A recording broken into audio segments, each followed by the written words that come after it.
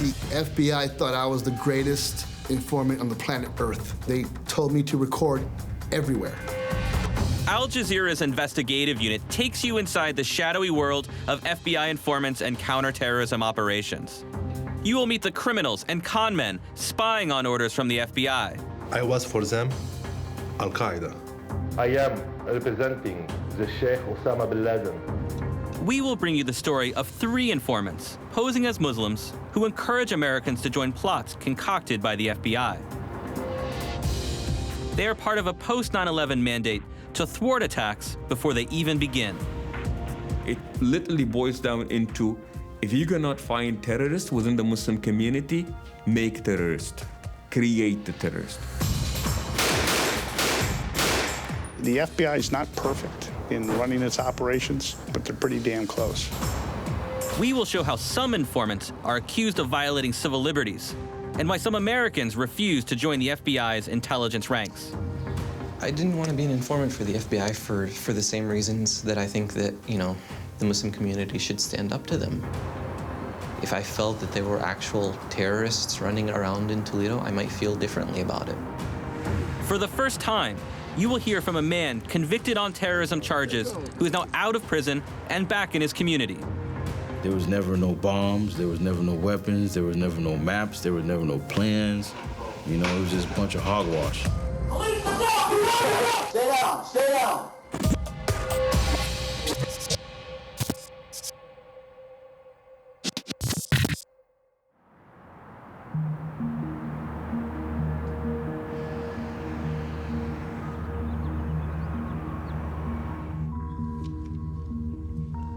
An FBI informant has agreed to meet with me. I have tracked Eli Assad for nearly a decade while he was an undercover operative for the FBI. Assad is a violent criminal with a history of secretly recording his conversations.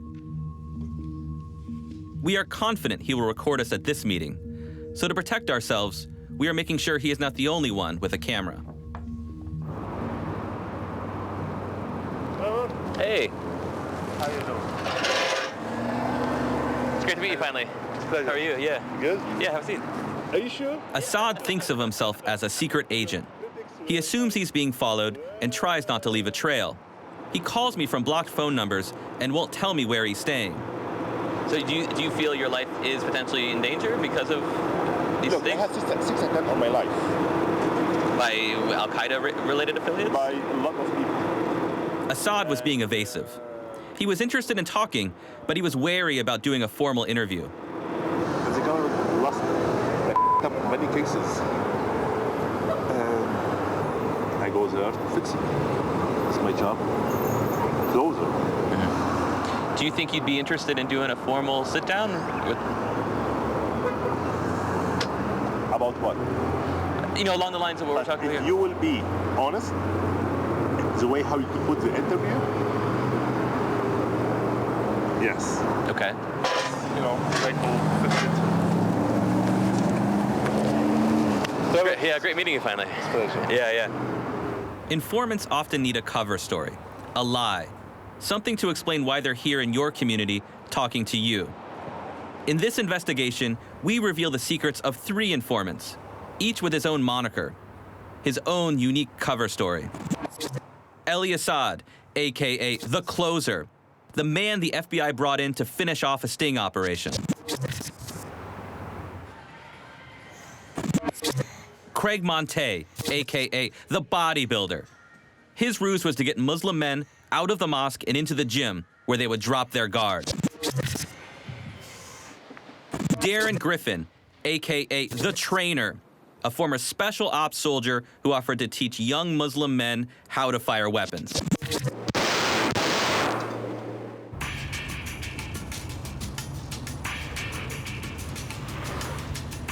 My interest in FBI informants began years ago in Miami. After 9/11, the US government set about recruiting an intelligence army of thousands of informants, many of them in Muslim communities. While working as a reporter here, I first heard about an alleged Al-Qaida cell that would be called the Liberty City 7. This is Morning Edition from NPR News. I'm Linda Wertheimer. And I'm Steve Inskeep. Federal authorities have charged 7 people with conspiring with Al-Kaida to wage war against the United States. The men were from a poor, mostly Haitian and African-American neighborhood in Miami, an odd place for Al-Qaeda to recruit. My first response was laughter. My name is Rory McMahon. I am a legal investigator in South Florida, and I worked on the Liberty City 7 case. The reason for my laughter was after this massive FBI raid, they searched their headquarters. The total take on what they recovered was a ceremonial sword.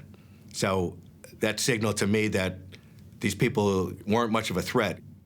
The operation began when the FBI received a tip about a suspicious group of men. Agents struggled to develop the case, so they turned it over to a seasoned hand, a professional informant, the closer. I didn't work only for the FBI, I worked for different agencies. I worked a lot of cases. I lost count. I don't know exactly, but there were a lot. And you're good at what you do? I'm good. I never lost a case. The FBI surveilled the group, taking these photographs. Assad was ordered to get to know their leader, Narsil Batiste, a former Chicago street preacher who ran a construction business. Time is 4:25 p.m. This is the recording of one of the first meetings between Batiste and Assad. Assad posed as a member of Al-Qaeda. Batiste said he wanted to join him in a plot, but the recorded conversation suggests his grip on reality was tenuous.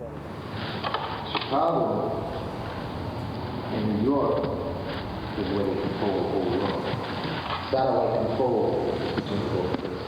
Chicago has, you see, is high. I heard it's the tallest building in the world. Without that building,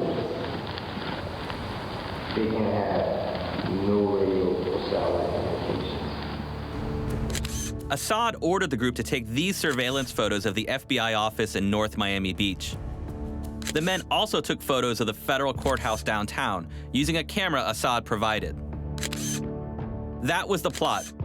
A group of poor men in Miami with no real Al-Qaeda connections and no bombs in their warehouse, casing government buildings and wanting to attack a skyscraper more than 2,000 kilometers away. Batiste and his 6 followers asked Assad to give them $50,000. The government alleged the money was to finance the attack. The Liberty City 7, desperate for cash, claimed they were just running a scam.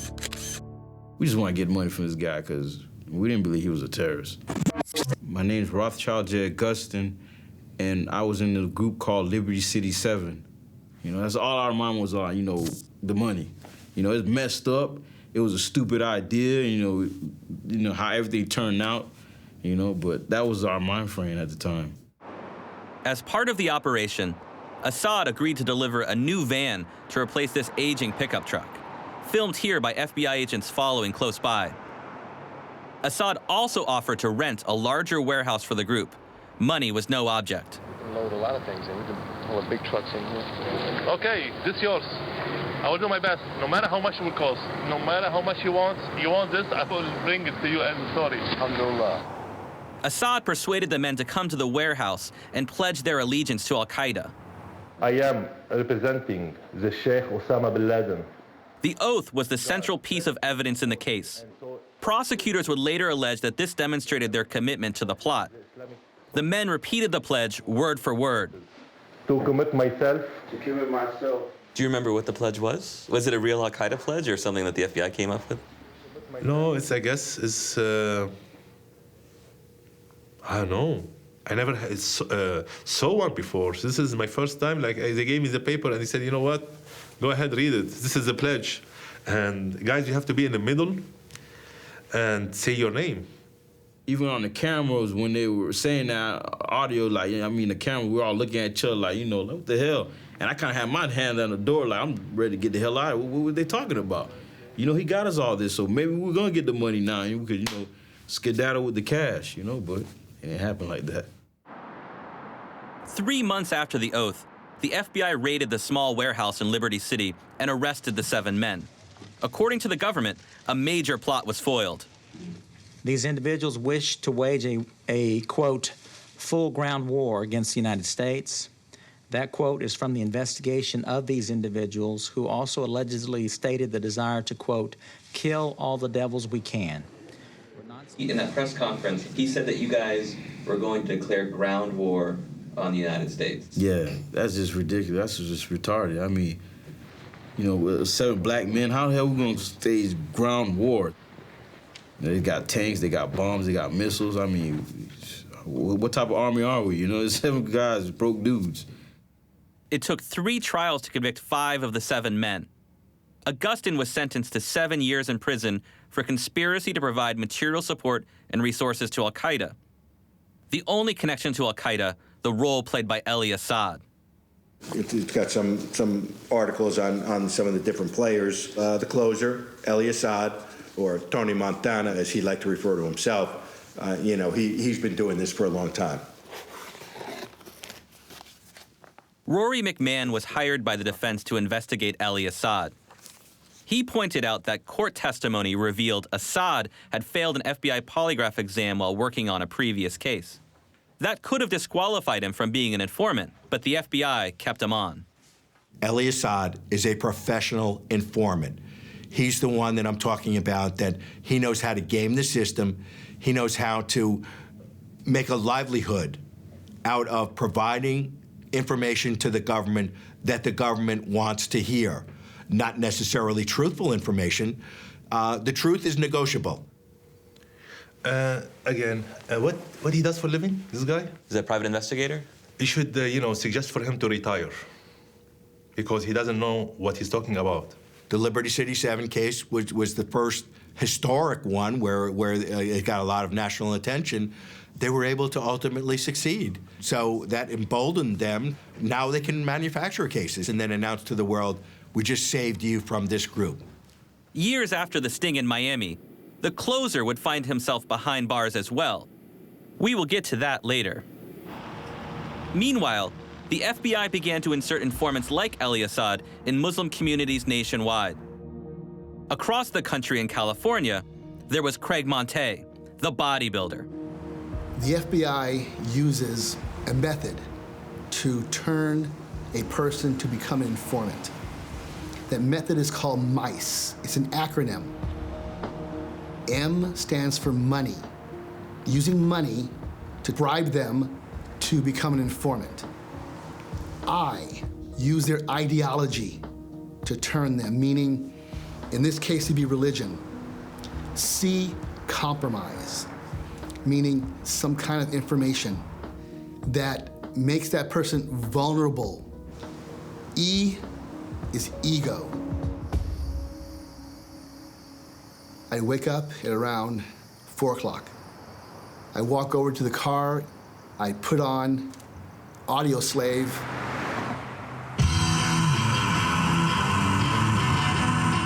I play it as loud as I possibly can. There's a reason for that. The Audio Slave, Soundgarden, Ozzy Osbourne, Van Halen was to keep myself somewhat sane. Craig Monte almost didn't exist anymore. Craig Monte is a human chameleon and a convicted con artist. He pretended to convert to Islam for the FBI in order to work the counterterrorism beat. It had nothing to do with my country 'tis of thee. It had to do with I wanted to be in on the big game and to be paid top dollar for it. That's it.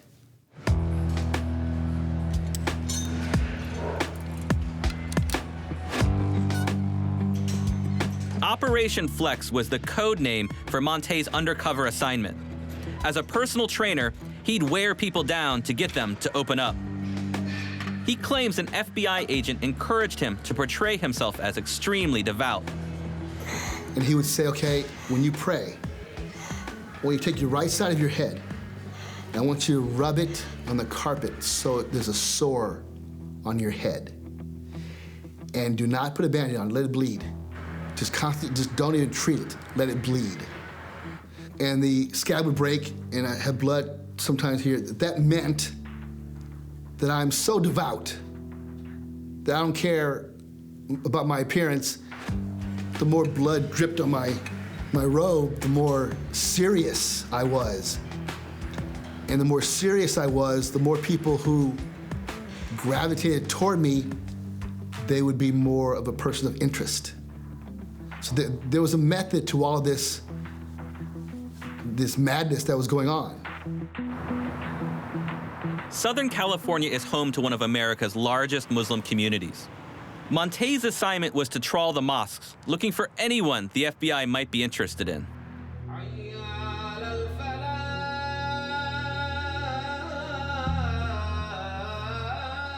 I would have a conversation in the mosque with a group of Muslims. As we're talking about this conversation, this subject, I would have my recording device just right by the wall where we're talking. I get up, use the restroom, and start another conversation somewhere else with another device that was on. I maybe had about 4 of those on in the mosque at any given time. This is considered a meeting ground for extremism that can... This video from 2006 shows an FBI outreach meeting in Orange County. Members of the Muslim community were upset after a local paper quoted an FBI agent saying that Muslim students in the area were being monitored. Stephen Tidwell, then the FBI assistant director, tried to convince the community that it wasn't true. Let me talk first about monitoring student organizations at the schools that we're in. We do not. We cannot. And we do not. And I think that the Muslim community really was just getting the runaround from Stephen Tidwell. My name is Yasser Fazaga, and I'm the Imam at the Orange County Islamic Foundation in Mission Viejo. Here are the people who really came in earnest to really know what is going on, and Stephen Tidwell is avoiding answering the questions.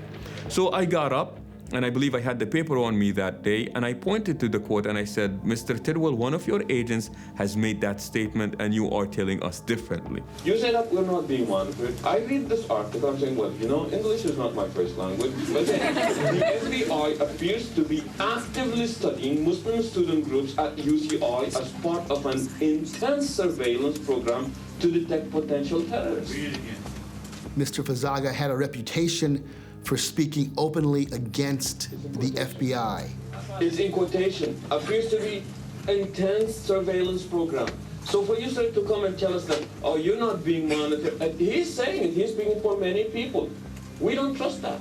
And I remember he looked at me and he said, are you saying that I'm a liar? You're calling me a liar? And I said, I'm not calling anybody a liar, but I'm just saying that I have a direct quote, and I really don't know how to reconcile the quote with what you are telling us. Stephen Tidwell, now working for a private security firm, declined Al Jazeera's request for an interview. Current FBI officials also refused to comment on surveillance programs in Orange County. It was Mr.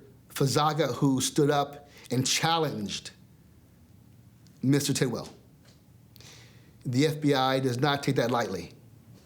So they had me get close to Mr. Fazaga to get into his inner circle. Assalamu alaikum wa rahmatullahi wa barakatuhu.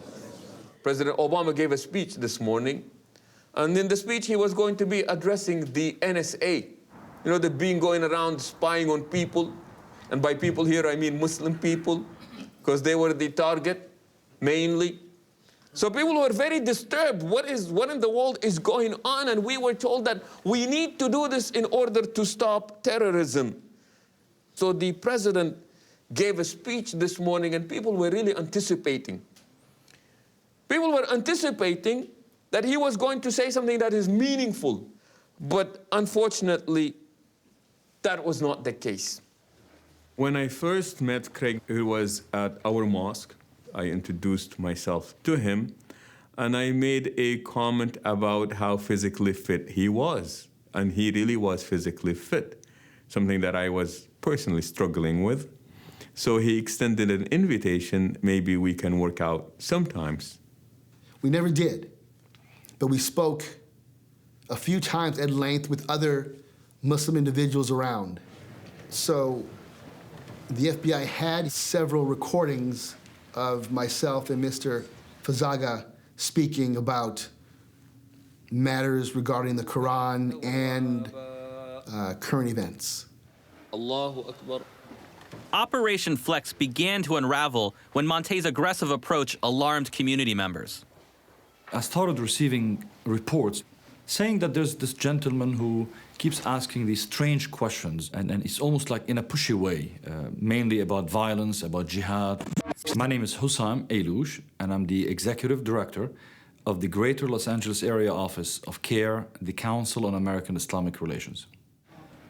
After receiving numerous complaints, Ayloush called Stephen Tidwell. The FBI assistant director, Yasser Fazaga, challenged at the community meeting. She said, no, the minute I said, it's a convert, he's in Irvine, he said, oh, thank you, Hussam. That's great. I'm glad you reported that. We'll take care of it from now on. I said, Steve, I haven't even given you the name. And I could only imagine what's in his mind at that moment, that the same informant we've sent to entrap Muslims is being reported by these same Muslims that we suspected. At that point, Mr. Ayloush alerted some people from the mosque, and that began to place me in a compromised position where certain Muslims didn't trust me anymore because they thought I might be working with the FBI. The bodybuilder's cover was blown. Frustrated by the FBI's handling of the case, he switched sides. Monte agreed to partner with Fazaga in a lawsuit against the FBI. The legal complaint alleged the FBI violated the constitutional rights of Southern California Muslims. The informant program that's so vast in the Muslim community today, it is like East Germany of the Cold War and Cuba, where people are on the street corner spying on neighbors and family members, and it just multiplies. It's actually completely just out of control. But the lawsuit was killed by the U.S. Attorney General, Eric Holder. The government argued that allowing it to move forward would reveal state secrets and significantly harm national security. The Justice Department declined Al Jazeera's request for an interview, stating there was no upside to discussing the issue. Operation Flex has undermined the relationship between federal law enforcement and the Muslim community in Southern California. I feel very betrayed personally because I was one of the most vocal proponents of strengthening a relationship with the FBI. We expect that the FBI is there to protect us, protect our community from criminals, not to go and hire criminals to actually come into our mosques and put our youth at risk. You can't really trust the FBI anymore. I mean, period. You cannot trust the FBI anymore. In my own sermons, I would tell our community members to please cooperate with the law. However, when it comes to the FBI, the less you talk, the more you walk.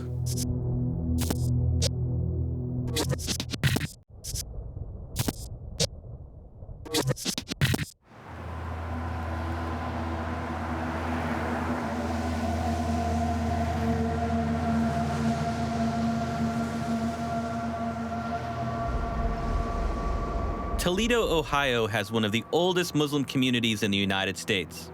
Immigrants from Syria and Lebanon settled here more than 100 years ago. Like Miami in Southern California, Toledo has its own story of an FBI informant. Darren Griffin grew up in Toledo and joined the U.S. Army. Court testimony would later reveal that after he left the military, his life began to spiral out of control. He started abusing drugs and alcohol, became involved in drug dealing activity. My name is Edward Bryan. I'm an assistant federal public defender for the Northern District of Ohio. He came to know drug enforcement agents when they busted him for drug-related activity and began working as a drug informant in Northwest Ohio. While working for the DEA, Griffin turned in other drug dealers. He continued to use and sell drugs while being paid by the government, $800 per week, cash.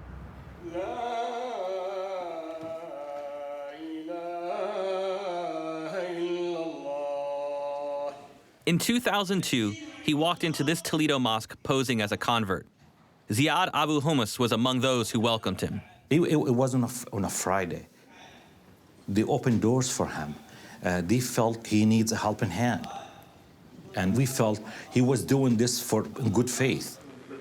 To the Muslim community, he was Bilal, meaning chosen one. But to the FBI, he was the trainer. It's basically my responsibility for the training. So, you are my brother, so I'm going to protect you with every knowledge and every bone in my body. So. His cover story? A disaffected veteran trying to make amends for misdeeds in Iraq. Griffin set his sights on this man, Muhammad Amawi. Muhammad Amawi, he was a regular person who comes to the mosque. He used to question the imam of certain things. He's not mature. To see him fall down like this, it's a shock. It's a shock. Was he a terrorist? I don't think he's a terrorist. I think he's everything but a terrorist. Test, one. Griffin tried to develop a close relationship with Amawi and often came to his apartment. Is your phone on? I called like a couple times. Amawi was angry about the war in Iraq. He and Griffin spent hours watching violent videos and debating U.S. foreign policy in chat rooms. He would express his opinion, and he would say whatever in his mind. My name is Amr Amawi. I am Muhammad Amawi's brother, and he's serving 20 years in prison because of an FBI informant. He would be sitting in my brother's room, viewing videos of the Iraqis.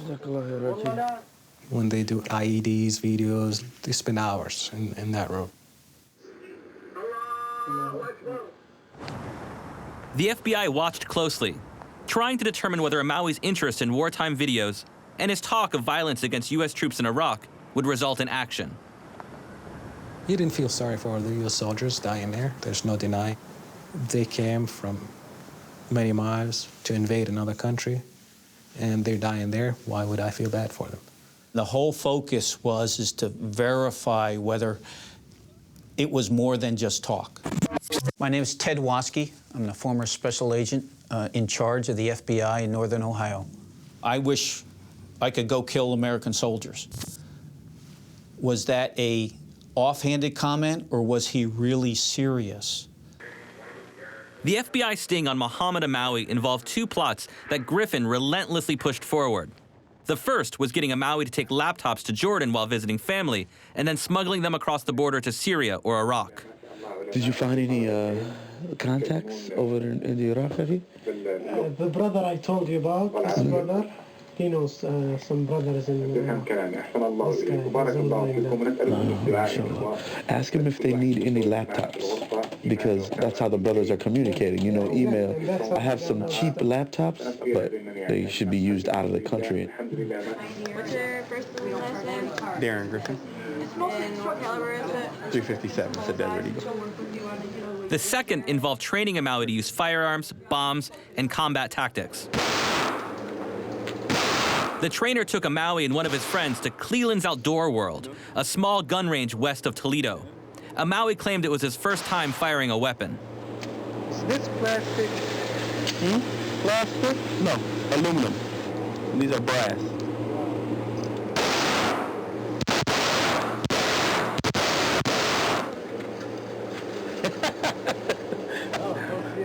The often unemployed Amawi relied on Griffin for financial support. He was so broke that Griffin and the FBI gave him $850 to pay his rent. That was the first of many financial favors that the government, through Darren Griffin, used with Muhammad Amawi, basically to keep him interested and to keep him talking. In the summer of 2005, Amawi and Griffin traveled to Jordan to visit Amawi's family. The whole trip on the government's dime. Griffin brought 5 laptops with him. Griffin locked his all his laptops to, with chains and hooked him up to the pipes and stuff like that. So it was really awkward to my dad. And when my brother came in, and he was like, do you have doubts that, this guy's, an agent or working with the government? He said, it doesn't matter if I do or not. I mean, I'm not doing anything wrong. It's extraordinary to me that your brother knew he was recording, felt strongly was an FBI informant, but continued to kind of spend time with him? I mean, it strikes me as kind of playing with fire, doesn't it? Exactly, that's what he was doing, and that's always, he had fights with my mom and my family. But in his opinion, he didn't do anything wrong. Late one evening, Griffin called his FBI handler back in Ohio. They used the code word serial to refer to a Syrian man Amawi claimed to have met over the internet. Do you know when you're going to hear about the serial? No, I'm trying to find that out now. When it comes back down, it was a long night. We didn't sleep at all last night. I had to wrestle the strongest guy in Urban last night. So. Yeah. Are you okay? I didn't get played for no punk. You are my new hero. Yeah, I'm a lot of people's new hero now, bro. In Jordan, Griffin and Amawi behaved like tourists, even enjoying a leisurely boat ride. Griffin also gave Amawi a satellite phone to use, and he ran up more than $40,000 in charges calling friends and family. In February 2006, the US government indicted Amawi and flew him back to Ohio. He was convicted of trying to kill or maim people outside the United States. He received a sentence of 20 years in prison.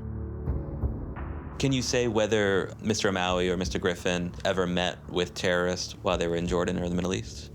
I do not have any personal information whether they met with terrorists or not.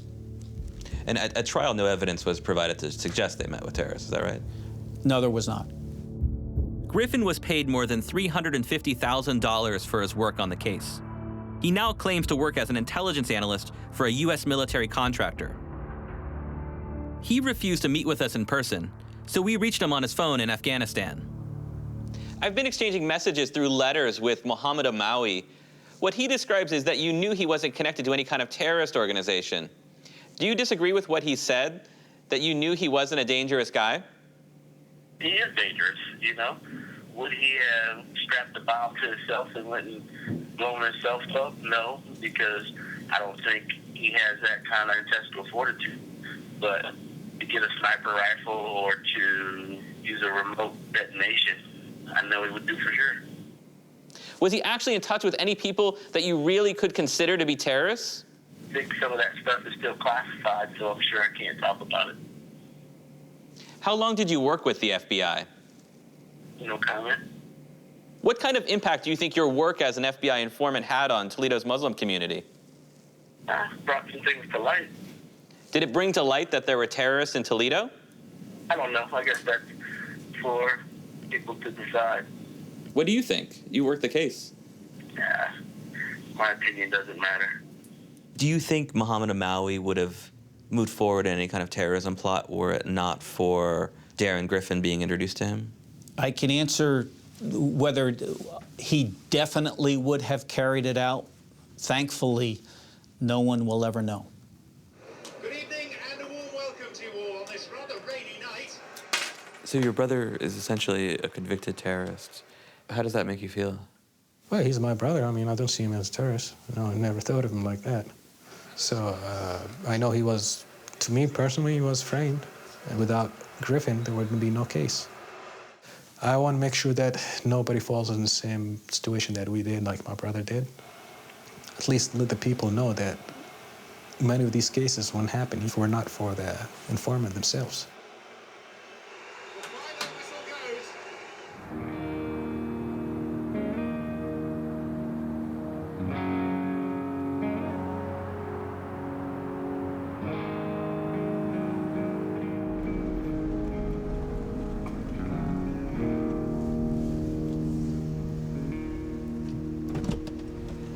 Hey, Hi, how are you doing?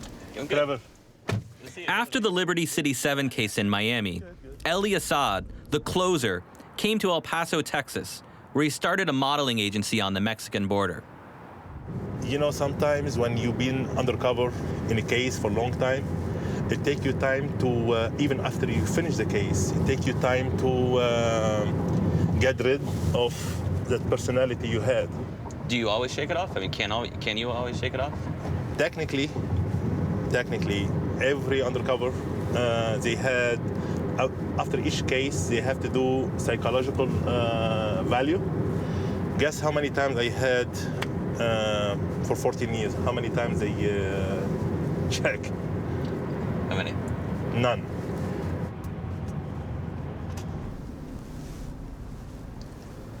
Memory. Trevor, is this street down there? Assad is referring to March 2011, when he led police in a high-speed car chase that ended near the University of Texas at El Paso. Al Jazeera obtained video from that night. During the chase, he hit one officer with his car. The officer then fired at Assad's fleeing vehicle. He flipped his car over and later pleaded guilty to evading arrest and driving while intoxicated. And you drink what? Black Label. Johnny Walker Black Label. Johnny Walker Black Label, okay. On the rocks? No, straight up. Straight up, okay. Yes, I've been drinking this for 20 years. You were involved in a high-speed chase here in El Paso, actually. It ended around the corner. Yeah. Could you tell us what happened? Trevor, I cannot speak too much about this case because they're still under investigation. So you think it's their fault, not your fault? My fault of running from the cop was their fault to put my life in danger. You don't think it's the other way around? You spent about a year in lockup? About a year, yeah. You can say that. Assad built up a long rap sheet while working as an informant. In 2001, he was arrested for physically assaulting his then pregnant girlfriend. The charges were dropped. In 2012, police arrested him for attacking a different woman, his wife, Gracia Jill. I want to read from you a police report and get your response to it. She headed into the restroom, and Eli Assad went in and punched her on the nose. Jill stated that was why the restroom was full of blood. Jill stated that Assad grabbed her and shoved her in the bedroom, then displayed an 8-inch knife and threatened to kill her if she left him and made a stabbing motion into the bedroom wall. Jill stated that Assad then left the room, and she then grabbed the children and ran out of the residence to get help, fearing for her life and the lives of her children. Did you see the report? I did. You see the report signed by her? Did you see the report signed? I saw this report and you pleaded guilty to the charge. The charge? Assault causing bodily injury to a family member. This is me, and let me tell you something, Trevor. I'm not a perfect guy. I'm human. I do make mistakes in my life. But one thing, in my personal life, I messed up. You can't say that. But in my work life, I didn't. Assad's work life sent Rothschild Augustin to federal prison for 7 years. He says he spent almost 2 of those years in solitary confinement. It's like you're kind of dead. You know, the people outside in the world or whatever, like you're just dead. You can't do anything for yourself. You just feel alone. And nobody understands your suffering, pain, you know, like only people who's locked up with you, they understand. Other people don't, you know, they don't understand. Right now we're on 62nd Northwest 15th Avenue, where we used to be in the warehouse, all of us. So this is the first time you've been back since the arrest, since the trial, since since everything, yeah. Yeah, it's a weird feeling. It's a weird feeling being back here. How has your life changed? I kind of tend to be by myself. I don't really try to, you know, I guess talk to people or try to see what's going on with them or what they're trying to do with their life and things of that nature. What happens now? What happens now? Well, you know, now it's just basically, you know, I guess it's some type of form of a normal life, and you just trying to live out the American dream, you know, just make it. Shut. Augustin now shares a small apartment with his stepfather in North Miami. He sleeps in the living room. He's looking for work after losing his job at a factory. Hello? So you want me to go over there? Augustin doesn't blame anyone else for what has happened. Not the FBI, not the Justice Department, and not the informant who put him away. I'm angry more of like, you know, I guess, myself, not get myself out the situation sooner than I did. My only issue with the government is, like, look for who you're really looking for. Make sure they're really, you know, what you try to make them to be. Real justice. Instead of relying on, you know, informants and all this type of craziness. Follow your own rules. Like, don't bend and break your rules just, you know, try to catch the bad guy and, you know, you end up, you really being crooked as the people you're chasing.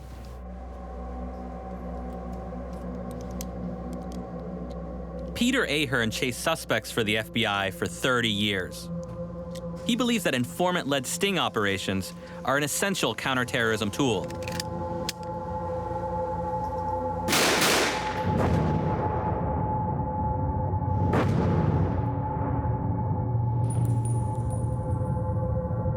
Probably the one that had most of the questions was the Liberty 7, and looking into that, there was definitely predication to do something. Whether or not you believe that they were just playing a game here and trying to steal the money, who knows?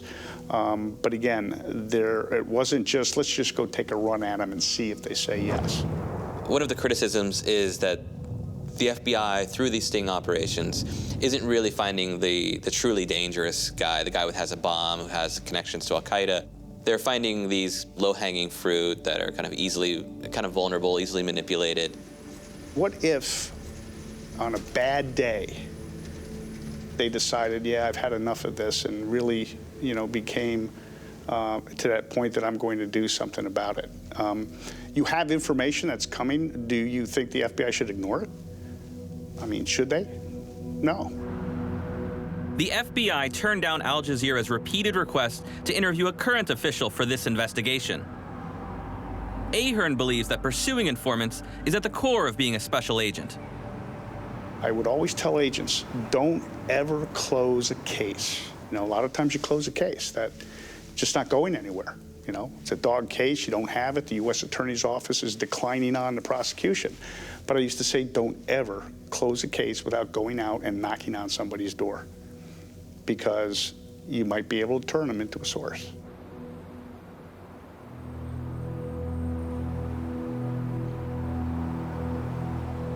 Back in Toledo, where Darren Griffin posed as the trainer, the FBI continues to knock on doors.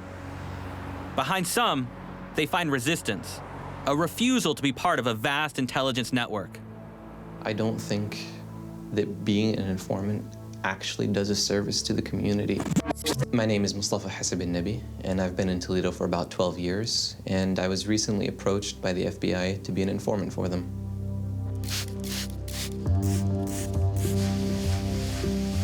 Mustafa Hasib al-Nabi discovered he was on the FBI's radar when he took his car into a Walmart to repair the hood latch. He looked underneath and found this GPS tracking device. Apparently, they don't always attach this extra battery pack, but for whatever reason, they felt that this was going to stay under my car for a long time. So yeah, actually these 4 batteries go in here, came out of there, and since this is the transmitter, I tend not to put them back in. Until a recent Supreme Court ruling, federal law enforcement could place tracking devices on vehicles without obtaining a warrant. I tried to look for any markings that were on it. I couldn't really find anything. And you believe it was a tracking device from the FBI? I do. I mean, I took it apart. It's got an antenna for the GPS tracking device, and it also has some cell phone equipment on the inside through Verizon. I believe that the way it works is it constantly tracks where you are and is constantly sending information back to the FBI. Hasib al-Nabi took the device to a lawyer. Nothing happened immediately. A couple of years later, FBI agents knocked on his door. He didn't open it.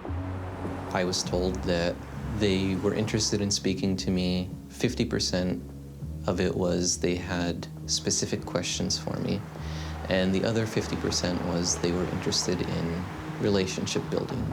I spoke to my lawyer about what relationship building meant exactly, and we agreed that they are looking for an informant. I don't know what they look for when they recruit informants. But it seems that to them, everyone in the Muslim community is one of two things: a potential informant or a potential terrorist. After the visit from the FBI, Hazib al-Nabi suddenly had a new friend. This man, Mohammed Rashid. He approached Hazib al-Nabi at a religious gathering. I took a step back. I didn't want to even shake his hand. And he asked me what's wrong. And I told him, I don't want to talk to you. It seems like it's an open secret in Toledo that Mohammed Rashid is a FBI informant. If you were to ask pretty much anybody in town, what do you think of Mohammed Rashid? I think you pretty much get the same answer. At the very least, people don't trust him. And I think the vast majority of people know that he's an informant. But I think his presence is tolerated just because people don't want to upset anyone. So he walks around Toledo, he goes into our mosques, he, talks to people, he pretends like nothing's happened, that he's just a regular person. Rashid tried to develop a relationship with Mohammed Amawi during the FBI sting involving Darren Griffin. A defense lawyer confirmed to Al Jazeera that Rashid worked as an FBI informant in a separate Toledo case.